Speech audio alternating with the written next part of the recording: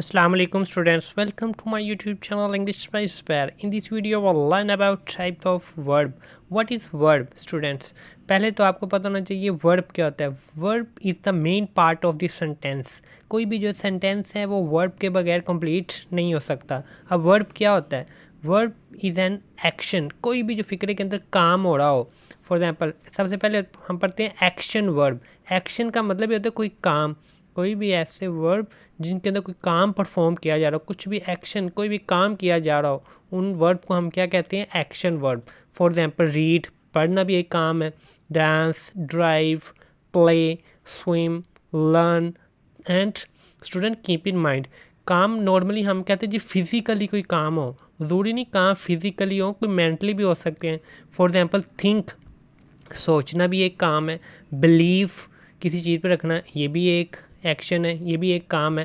तो इसलिए याद रखना है एक्शन सिर्फ फिजिकली नहीं होते, मेंटली भी हो सकते हैं.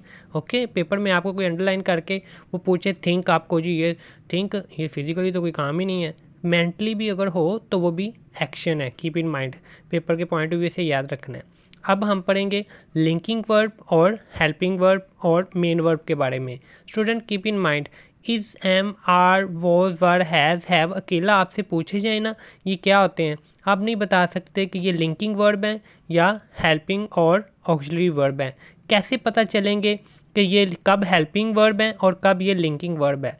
सिंपली आपने याद रखना है, अगर is, am, are, was, were, has, have के बाद कोई भी जो एक्शन वर्ब है, जैसे कि स्टडिंग, पहले नीचे वाला पढ़ते हैं फिर ऊपर वाला पढ़ते हैं. They are studying for exams. Study करना क्या एक्शन है, काम हो रहा है. एक्शन के साथ ही एम आर वगैरह लग जाए तो फिर ये क्या होंगे? हेल्पिंग या ऑक्सिलरी वर्ब. इसी तरह I have finished my work.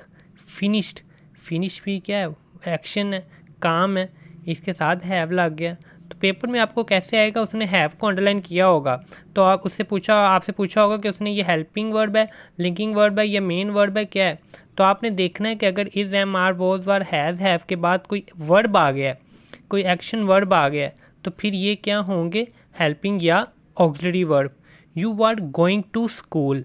इसी तरह गो, जाना भी क्या है? एक एक्शन है, काम हो रहा है ना, तो काम के साथ वो उसने अंडरलाइन किया होगा वॉज या वर्ब को, तो ये क्या होंगे? हेल्पिंग या ऑक्सिलरी वर्ब. इसी तरह लिंकिंग वर्ब, आप देखो द केक इज़ डिलीशियस. अब इज़ के बाद डिलीशियस, डिलीशियस कोई काम है, कोई काम परफॉर्म किया जा रहा है. डिलीशियस तो उसका टेस्ट होता है ना, कोई काम तो नहीं है. तो अब इज़ को उसने अंडरलाइन किया होगा तो आपने देखना है उसके बाद कोई वर्ब नहीं है, तो फिर ये इज़ क्या होगा? Linking verb. ठीक है. She was happy. इसी तरह देखो वॉज को उसने पेपर में अंडरलाइन किया होना है.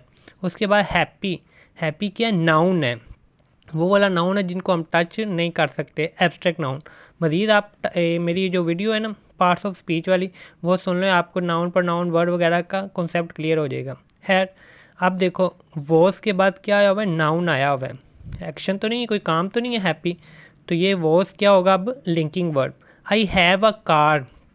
फिर देखो हैव के बाद क्या आ गया? नाउन आ गया, तो ये क्या होगा? अब linking verb. She feels happy. Feels क्या होगा? Linking verb. ये अब देखो मेन बताने का मकसद कि देखो आर ऊपर भी था, इज एम आर ऊपर भी था, नीचे भी था, लेकिन अगर आपने बस इतना याद रखना है, अगर उनके बाद कोई वर्ब आ गया तो फिर अगर उसने is am are, was, are, has, have को अंडरलाइन किया हुआ है तो वो क्या होगा? हेल्पिंग या ऑक्सिलरी वर्ब. अगर उसने is am are, was, are, has, have को अंडरलाइन किया हुआ है, उसके बाद नाउन आ गया, एक्शन नहीं आया, तो फिर ये क्या होंगे? Linking verb. तो ये याद रखना है कि अगर उस पेपर में इसको अंडरलाइन कर दें तो इनको हम क्या कहते हैं? Main verb. ठीक है. हेल्पिंग वर्ब के साथ जो एक्शन वर्ब होता है, अगर उसकी टाइप के बारे में पूछ ले एमसीक्यूज़ में, तो फिर आपने याद रखना है इन वर्ब को हम क्या कहते हैं? Main verb. ठीक है. जैसे हैव क्या होगा? हेल्पिंग या ऑक्सिलरी वर्ब, और फिनिश क्या होगा? Main verb. वो वर्क क्या होगा? हेल्पिंग या ऑक्सिलरी वर्ब, और गोइंग क्या होगा? Main verb. तो नीचे मैंने कुछ एग्जांपल बताई हैं, ज़रूरी नहीं is, am, are, was, are हो तो ये वाले जो वर्ब हैं वो एक्शन वर्ब होंगे, ज़रूरी नहीं है, ये अकेले भी हो सकते हैं. अगर कोई is, am, are, was, are नहीं आया, उसने इसको अंडरलाइन किया हुआ है, तो इसको हम क्या कहेंगे? Main verb. I write book, तो ये राइट एक्शन है, तो ये क्या होगा? Main verb. You seem tired. Seem देखना भी क्या काम है, तो ये क्या कौन सा वर्ब होगा? Main verb. ठीक है स्टूडेंट्स, अगर आपको फिर भी वर्ब के बारे में कोई अच्छी तरह नहीं समझ लगी तो आप कमेंट्स के अंदर बता सकते हैं, ताकि आपको सेपरेट वीडियो बना के आपको सेंड कर दूँ। Okay, thank you and don't forget to like, subscribe and share with your friends. Thank you.